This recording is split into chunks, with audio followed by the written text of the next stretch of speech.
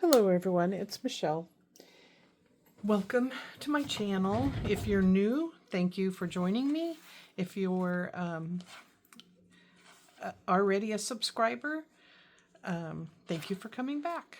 So I used my Sari Silk, the one that I didn't dye. So this is the same as the one that we dyed to make the cover for, or the closure for that one.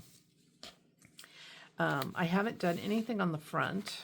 Here's the back, so that's still plain too. And we're just going to do a quick walkthrough here. So this is, you've seen this is the paper that I open, and it's on the back, so you have plenty of writing room in there.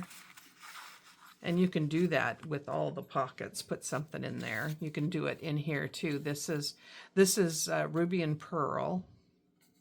Most all the papers are chapter 1. The pages are all chapter 1. And this little envelope is from Sherry over at Studio 2080. It's in her coffee dyed. I'll leave links in the description below to all the papers that I used.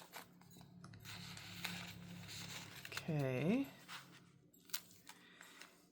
I made this a little tuck, so I just glued it down on the sides here. This is, I think we did this in one of the videos, how I made this. This is Amity Bloom paper, and this is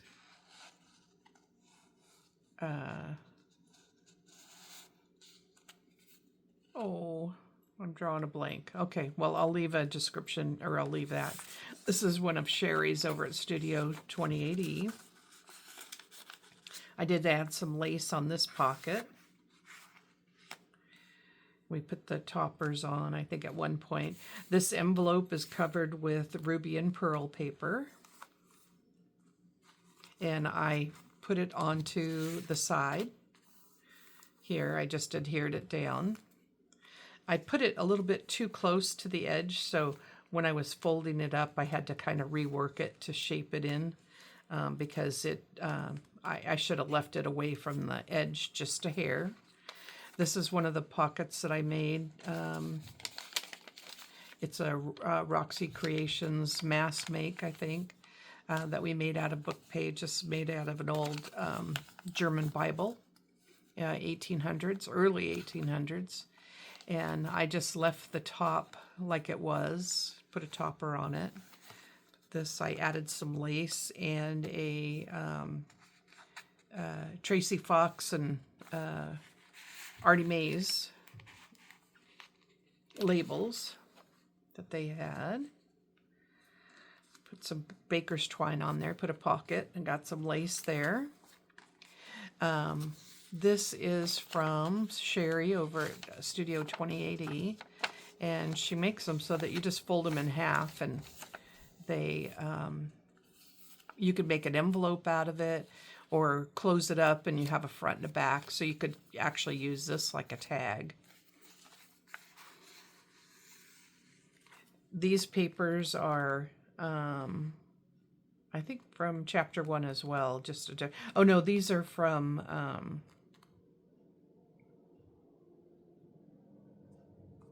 Citrus Journals. So I'll leave a link to all the papers that I used in the description box below.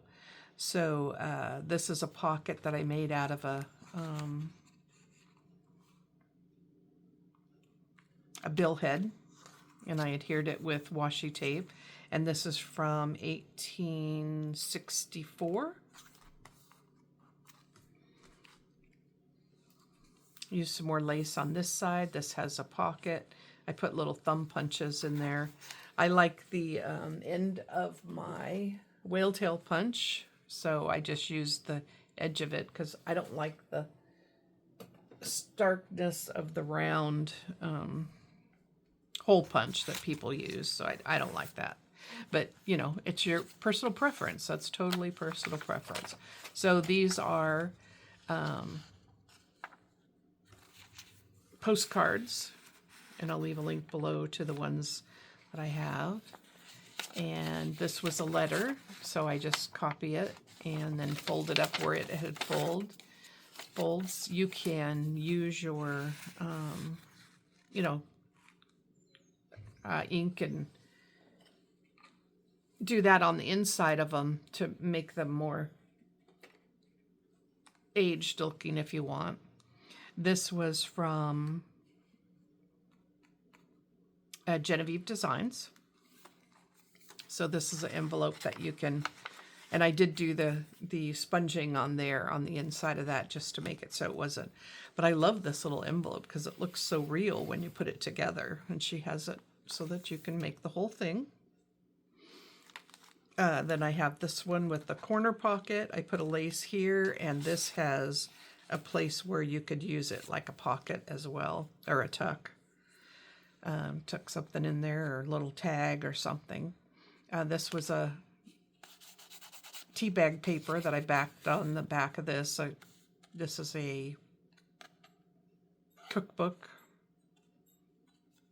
This is a cookbook part here, and then just some leftover pieces of paper that I had. This we made in a video, I think when I was doing the 100-day challenge that I didn't finish. So this is one of Ruby and Pearl's. So it was on the paper that I made this envelope. I ripped all the paper around it to make the envelope covers that I made. So I like these because you can see into them. And then I just put a piece of paper there. This already had the paper on it, so, and I just folded this part over. So it makes a little tag there. This, I'll put a link as to who made these papers, the tags, because I think there was three tags on a sheet, and I backed them with some paper, ledger paper. So I think I had that down, and that stuck up just a little bit. This is one of the glassine bags that we made. These were coffee dyed papers that I did over the top of these Boy Scout cards. I have a whole stack of them. And so the back sides are blank, so I just left it, and then just added some papers and a little cloth tag topper so that you could pull that out easy. And the same thing, I just did that. The bag is plain. I think I got a bunch of these bags at Walmart. And labels. I have to put who the label's from. Washi tape that I got at Michael's a long time ago. And it was pink. I got a whole cylinder. There was like 5 or 6 different washi tapes in it, and this is one of them that I used to adhere that down. And then in this pocket, this is, I think this is all Sherry at Studio 2080. This you could actually make, put a bunch of papers behind it so that you can have either to tear them off or to write in, and then just follow the marks that the staples are on and put staples over the top of the whole thing, and you have your little a little booklet. And then this is just the front of a envelope.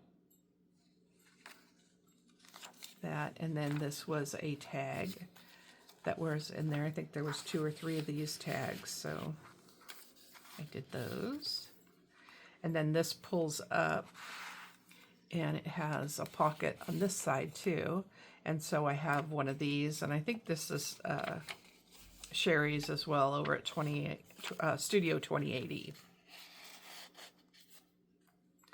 And then the background to that. And that's really it.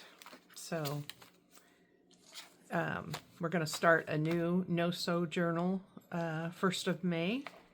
So I'll be making probably 2 of those, and we'll be doing the ephemera, and I'll show you how that goes along too, and where I got the idea for this from. And these are easy to tie back up. Just have to put it against me to push that down below on the right side.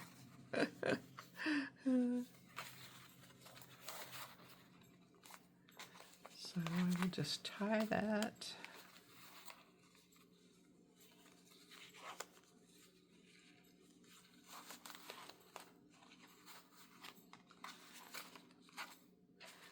And there you go.